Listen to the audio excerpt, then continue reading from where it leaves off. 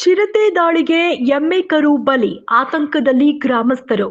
ಮನೆಯ ಹಿಂಭಾಗದಲ್ಲಿ ಕಟ್ಟಿ ಹಾಕಿದ್ದ ಎಮ್ಮೆ ಕರು ಮೇಲೆ ಚಿರತೆ ದಾಳಿ ಮಾಡಿ ಎಮ್ಮೆ ಕರುವನ್ನು ಬಲಿ ತೆಗೆದುಕೊಂಡಿರುವಂತಹ ಘಟನೆ ಮಳವಳ್ಳಿ ತಾಲೂಕಿನ ಕೋನನಕೊಪ್ಪಲು ಗ್ರಾಮದಲ್ಲಿ ನಡೆದಿದೆ.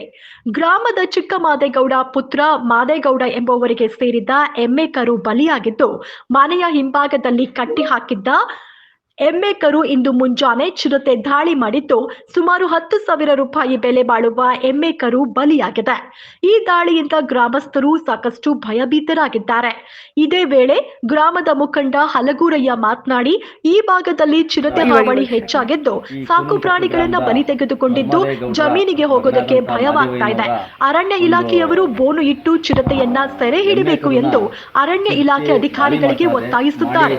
ಸ್ಥಳಕ್ಕೆ ಅರಣ್ಯ ಇಲಾಖೆಯ ಸಿಬ್ಬಂದಿಗಳು ಹಾಗೂ ಪಶು ಇಲಾಖೆ ವೈದ್ಯರು ಭೇಟಿ ನೀಡಿ ಪರಿಶೀಲನೆ ನಡೆಸಿದ್ರು.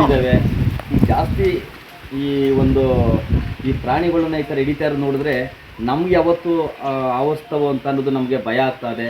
ಅದರಿಂದ ದಯವಿಟ್ಟು ಅರಣ್ಯ ಇಲಾಖೆಯವರು ಇಲ್ಲಿಗೆ ಬೋನಿ ಮಡಗಿ ಅದನ್ನು ಮಾಡಿಕೊಟ್ರೆ ಚೆಂದ ಅನ್ನಿಸ್ತಾ ಇದೆ. ಜನಗಳೆಲ್ಲ ಫುಲ್ಲು ಭಯ ಪಡ್ತಾ ಇದ್ದಾರೆ. ನಮ್ಮ ತಿರುಗಾಡೋಕ್ಕೆ ಕಾಡಿಗೆ ಹೋಗೋಕ್ಕೂ ಕಷ್ಟ ಆಗದೆ, ಈಗ ತಿರುಗಾಡೋಕ್ಕೂ ಕಷ್ಟ ಆಗಿದೆ. ದನ ಕರುಗಳನ್ನ ನಾವು ಯಾವ ಥರ ಸಾಕಬೇಕು ಅನ್ನೋದೇ ಗೊತ್ತಾಗ್ತಾ ಇಲ್ಲ. ಅದಕ್ಕೆ ದಯವಿಟ್ಟು ನೀವು ಸಹಕಾರ ಮಾಡಬೇಕು ಅಂತ ಅರಣ್ಯ ಇಲಾಖೆಯವ್ರನ್ನ ನಾವು ಕೇಳ್ಕೊತಾ ಇದ್ದೀವಿ.